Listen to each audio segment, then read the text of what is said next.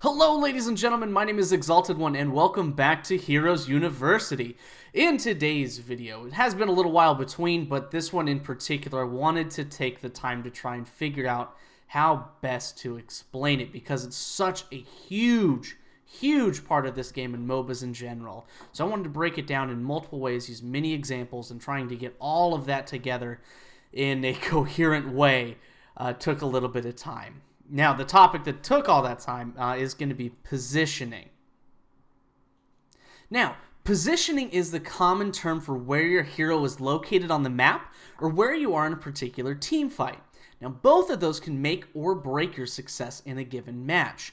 It is very difficult to give all-encompassing advice because each hero is very unique and requires different adaptations to your positioning and making sure that you're moving around the battlefield in a way that is smart and gives you the most advantages while minimizing your risk overall.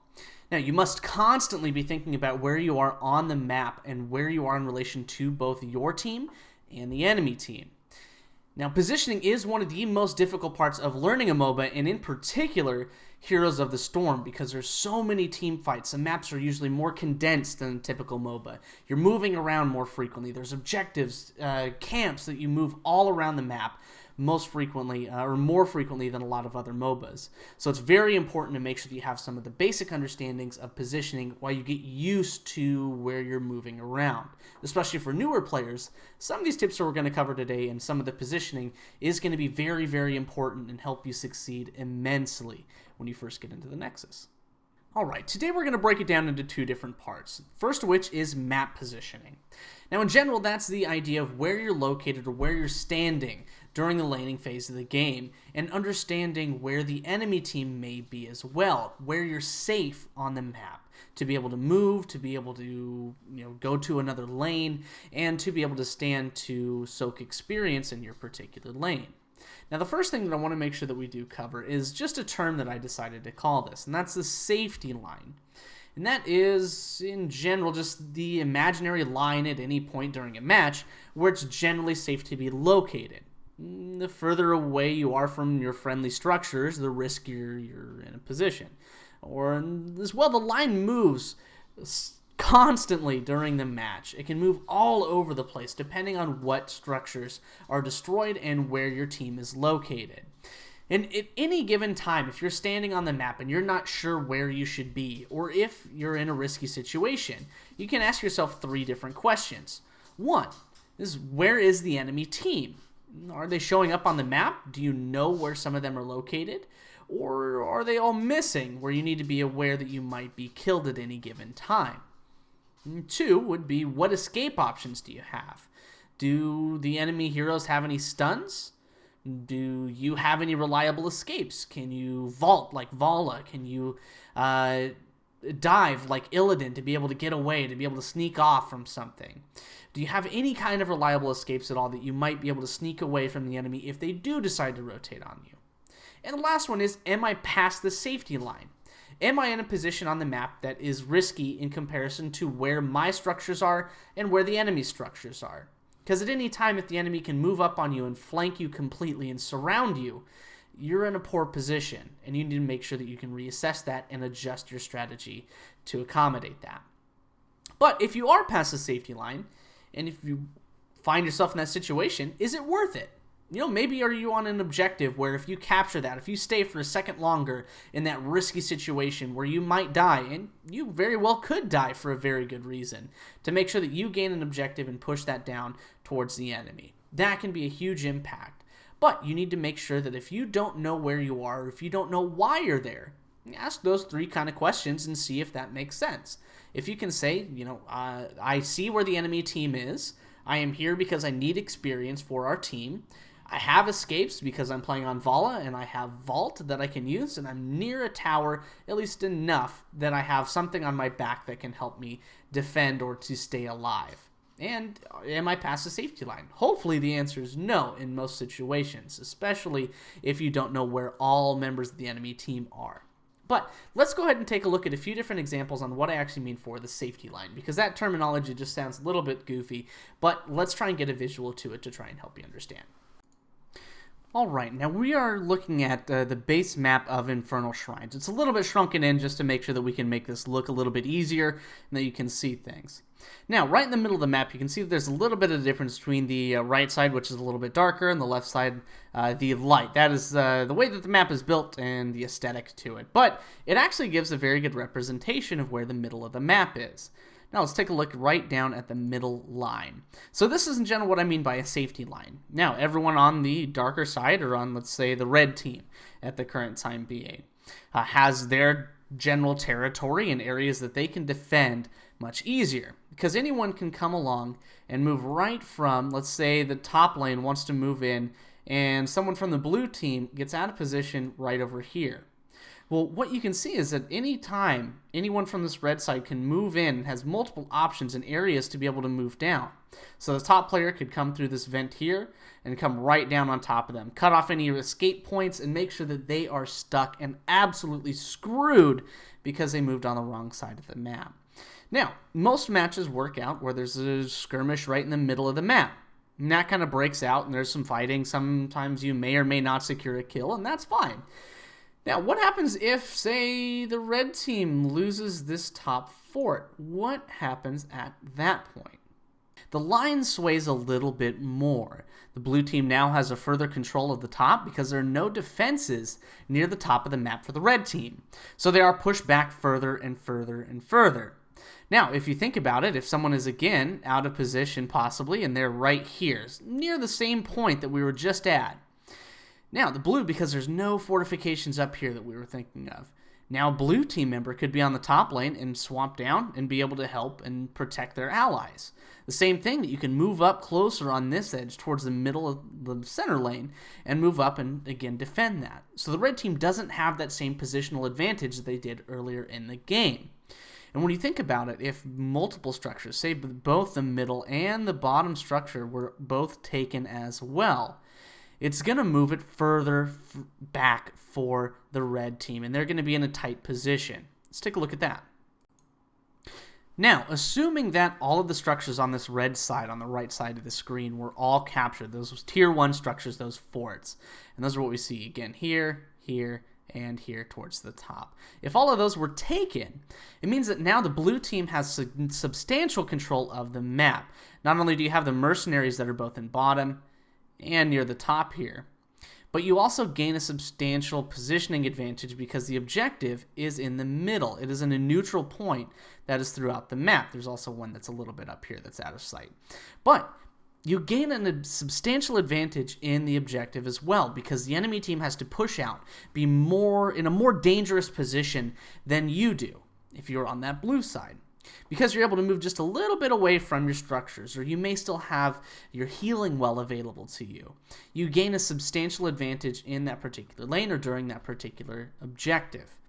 It helps substantially to understand this because if you're on the red side and you're moved out of position, or if you're not in an area that's safe, or if you're not with your team, you then open yourself up to being picked off or being caught when you were out of position because you have nothing behind you to actually help you defend yourself. And if you're not with your teammates to be able to maybe force a fight or to even the odds out a little bit, as it were, it becomes much more difficult to roam the map freely and safely.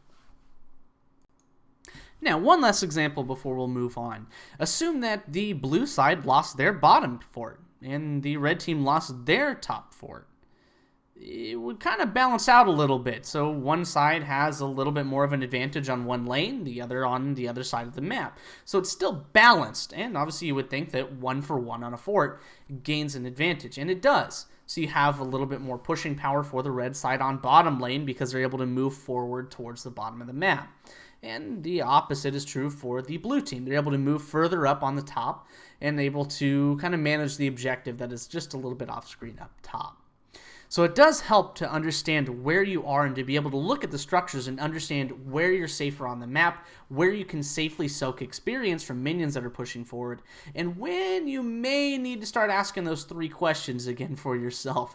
Where am I? Where's the enemy team? What can I do to escape? And where I am safe on the map? Or am I in a position that's beyond this imaginary line? And so it's just something to keep in mind when you're on the battlefield, and when you see structures start to fall, you kind of have that idea of where you're generally safe. All right, and the second part that we're going over today is team fight positioning.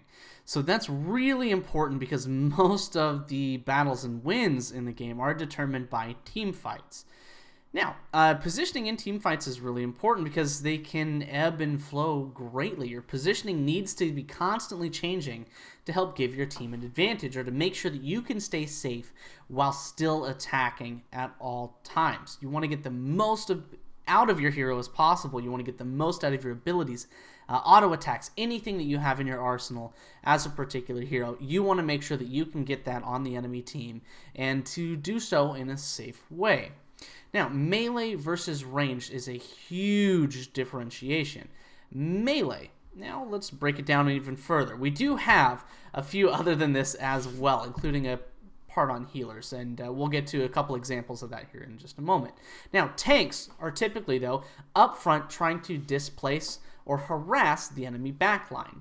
Their job is to kind of get in the way, soak up damage, make sure that they can move around, protect their team, while harassing or knocking back the enemy, or hitting stuns, or displacing them in some way. Like ETC's knockback, think of that as a displacement. Now, assassins that are melee-based, Thrall, for example, typically hangs back between the tank and the backline until an opportunity presents itself to engage on a priority target, to make sure that he can lock them down and to jump on top of them as quickly as possible. So in regards to those in particular, just the top three, like Thrall, Kerrigan with her combo, able to dive in very heavily on somebody and stun them. Same thing with Alarak, as well as another melee assassin.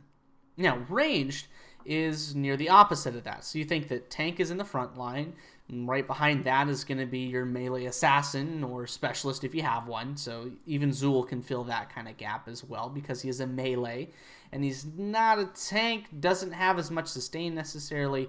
So you want to make sure that he's somewhere right behind that tank, but still in melee range to get the most out of his kit. The ranged DPS, however, needs to be further back. They need to be behind those front two, either the tank or the melee assassin. And you want to make sure that you can try and cast spells or fire your auto attacks as safely as possible. So moving around, stutter stepping, using your attack moving with holding down A and left clicking will attack the closest target near you. You can use that to your advantage to move forward and to constantly be repositioning. Because typically ranged assassins do have such a lower health pool, it is much more important, I would say, to position yourself correctly and to know your range, know your limits, know your escape routes as soon as you get into any kind of fight.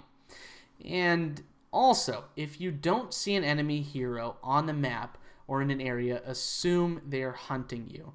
If you're on the back, if you're a caster like Jaina, Li Ming, and if they have a stealth, or if someone's out of place, if you don't see them on the map, they're likely coming for you, because you are a damage powerhouse usually as a mage, and so their goal is to take you down as soon as possible to protect their team. So always be aware of that, and as well make sure that you don't get caught up on melee heroes or terrain. They can kind of block you out from some of the damage. You can be preventing them from escaping, and as well you can be caught. If you do start to lose that team fight, you might not be able to get away if you don't keep those things in mind as to where terrain is, where your escape routes are, things to think of when you get into a fight, and to position yourself depending on how that moves. Alright, so this is going to be one of the examples that will break down in a particular team fight of where everyone is positioned, because roughly we have all of the classes represented here that we can go over. So myself on Brightwing, we do have a Varian. Even though he was going more of an assassin kind of build, it still will work for this because he has a very heavy engage as an assassin, so nothing that will break this example. We do have a Jaina as well, and a Semiro that is on the back end, along with Thrall right next to us. So we are on an objective phase, so we are looking to move in and aggressively attack towards this team. So Varian leaping out in front because he kind of can do that at this level range, but everyone right on his tail as well. He engages very hard, goes in on a priority target, which is their damage, and at least for Tychus, he's going to do the most damage to the objective. So we're looking to engage here. Now, we do have 4 of us ready to go. I am, in this kind of scenario, one of the most important because I'm making sure that our team is going to stay alive. So me being on the back end of everybody is looking where I need to move forward a little bit, just enough to be able to heal Varian as well, because the area of effect for Brightwing's heal is going to be right around this area here. So I'm a little bit short. So I try and move forward. Now everyone is going to be within my heal range, so I can just kind of stagger a little bit of where I'm at. Jaina is able to cast spells because the enemy is now backing up on the back foot, and Thrall did get rooted but was looking to engage as well. So we move forward a little bit, but he is able to launch his wolf quite far out in towards that. And again, I am moving forward and making sure that everyone is in my heal range. Do get rooted, but Varian does still engage. So we are looking to move forward. Again, we hit him with the Pixie Dust, so we are dealing more healing and giving him a little bit of a move speed bonus. Samuro does flank on the bottom side as the team gets split. And again, I am in the middle of everything as Brightwing, so every hero around me is gaining that healing. Varian is the warrior type that is engaging. Thrall right on the front lines. Jaina on the back end as well. Her being the squishiest target and not needing to be in the center as I am, she is able to stay on the back lines quite effectively and deal her damage. Now we're able to move forward again and aggressively attack the Immortal to gain this phase. So, and again, myself staying very close. Varian on the closest side towards where the enemy may be at. Samuro has his own escape, so he doesn't need to worry, and I'm going to reposition just over to the right to make sure that I am going to be safe from any enemy flanks or any enemy attempts to move forward. And Jaina is able to move towards the bottom and engage herself because she is not needed for this phase any further. So those are in general where it would be at. Varian could be substituted for any other warrior, melee assassin in the same kind of capacity. So it's, again, tank, melee assassin, healer usually, and then range damage, which we had right over here just a moment ago. Now let's go ahead and push this forward, though, because we do hit level 10 here very, very shortly. And that, again, exemplifies where the positioning is at and what we were doing well as the enemy team was not. So we do gain that objective phase. This is just after where we just let go. So Samuro is top, is getting that split soaking on while I'm able to roll down to the bottom as Brightwing and move forward. Jaina coming right on the back end of this is able to move forward with us as well. We do have the advantage of heroic abilities. So the enemy team here, Tychus, aggressively positioned outside of his walls. Does not really gain him anything to be in that position, and in fact opens himself up to possible death. And this rolls through, and again he backs up, realizing that. But again, we're on this side, so Thrall going very aggressively with a Sundering here, pushing out a few of the enemy team members. So I am able to move in. Varian goes in, gets his stun. So right again, the melee of our team is right on the front lines. Myself in between those two, and Jaina on the back end of it. So Jaina continually trying to look forward, trying to be aggressive, and get a Ring of Frost off. So as soon as she hits that, she starts to back out. Once I recognize that I can push anyone in, able to immediately haul off with some damage and to push them back. Varian taking damage, but again moving forward myself. Thrall again able to follow up on that front line. So we're making sure that myself as a healer is in between, Jaina on the back end of that, and Varian and Thrall on the front lines. And that is how it would typically work out. Different healers have different styles where they're able to move forward and to engage in different ways. But for the most part, that's going to be the overall positioning idea that you want to have in a team fight. The warriors up front, making sure that they can stun, engage, stall, anything that they need to do up front because they're able to take that substantial damage and not die immediately. They want to be up front. Melee assassins need to be waiting for their opportunity, but hitting where they can, like Thrall has been in this particular game. He's able to move in and follow up with Varian very quickly. Now, I'm in the middle range a little bit because I need to heal them, but stay safe myself and be close enough to the back line to heal them as well for any damage that they've taken. The backline making sure that they're still in range to shoot their abilities, but making sure that they're not too close to the action enough to be pulled or to be killed or caught out, because they do blow up very, very quickly. And this does eventually push forward, and we do capture this particular game. But that is where we were looking for positioning, or what I kind of mean in general. Now, as well, with this fort going down, the enemy team, say that they were trying to move forward on us here. We're able to engage. We now own this entire segment of the map, from basically here all the way up to about middle of this lane here. We own everything. And with their wall down, we can push all the way up, right up to these walls right here, all the way up until their tier 1 fortification. We own everything that moves all of this side here.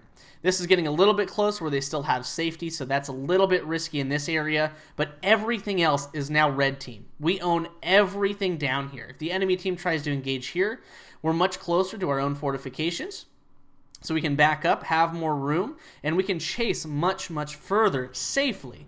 And the same kind of thing up here is that it's a little bit even. It's more even. So if something were to contest over here, both teams would have the opportunity to capture that. But anything that's going to be in the middle of this lane or anything up to this wall is going to be very risky for the enemy team to move forward. All right, and lastly, just a few things that I wanted to touch base on, or to recap that we went over in this particular video. I know it's a long one. Thanks for sticking with me, though, and I hope it helps. Number 1, reassess your positioning often. Always make sure that you're understanding or thinking critically about where you're located and why. Number 2, always be asking, am I behind the safety line? If not, why? Where am I going? What am I doing? Why am I not trying to be safe right now? Am I with the team? If not, then you may be fucked up and need to back up. Number 3, which is very, very important, and is the first time that we're touching on it right now, disengage if needed. If a fight is not going your way, if you do not have a positional advantage, if you don't need to be fighting, back up. Just back up. You can survive, you can not give the enemy team experience, you can move forward, you can move around, reposition yourself, and gain an advantage, and move forward, and fight on your terms. Unless it's over an objective or somewhere where you have to fight them to win the game, always be thinking about whether or not you need to back off completely and then re-engage in another way. And lastly, if you get caught and die, it is frustrating. Don't get salty though. Ask yourself why it happened. Were you out of position? Did you not reassess with those few questions to understand where your positioning was? Was it just that everybody rotated on you in particular and you got stun locked and got killed? That can happen. You can do everything right in positioning and things can still go wrong. So there is no end all be all. There is the perfect position for the perfect character at any time. There's not. Anything can go wrong at any time, but these are some guidelines to be able to use to help yourself progress and improve. And sincerely, I know that that example was a little bit hard and it's a little bit chaotic with so much going on and so many things at the same time, but hopefully that core of tank, melee, healer, and assassin on the end with the ranged is a good idea of where you should be standing in a good baseline. And with those general questions of where you're at in the map and where you are in a fight, are you able to deal damage? Are you able to be safe? Are you able to get away? And those are important things to understand, and you will learn as you progress and play games and get time in. But understanding those basic concepts are going to help your game immensely. Many new players get lost in a fight. They get lost on the map. They get caught, they die, and then they don't understand why or where they were going wrong. And so thinking about the invisible line that goes across around, that safety line, making sure that you can engage where your positioning is can be very important. And recognizing where enemies can come in and attack you directly. If you are a backline damage dealer, be safe and think about it at all times where you are and what your tank can do to help you. And you need to position towards them to make that easier. But everybody, thank you so much for stopping by. My name again is Exalted One. If you like the video, like the series, drop a comment below, subscribe, press all the fucking buttons. You know what to do. But definitely appreciate you, and I hope that these videos are helping out your game. Sincerely, sincerely hope so. And to you new Overwatch players that are checking out the series and boosting that up, absolutely appreciate all the kind comments and suggestions you guys have had. Definitely taking those to heart, and we will look forward to the next video where hopefully we'll be going over a basic profile and giving away a character code. So until then, have fun in the Nexus, and we'll see you.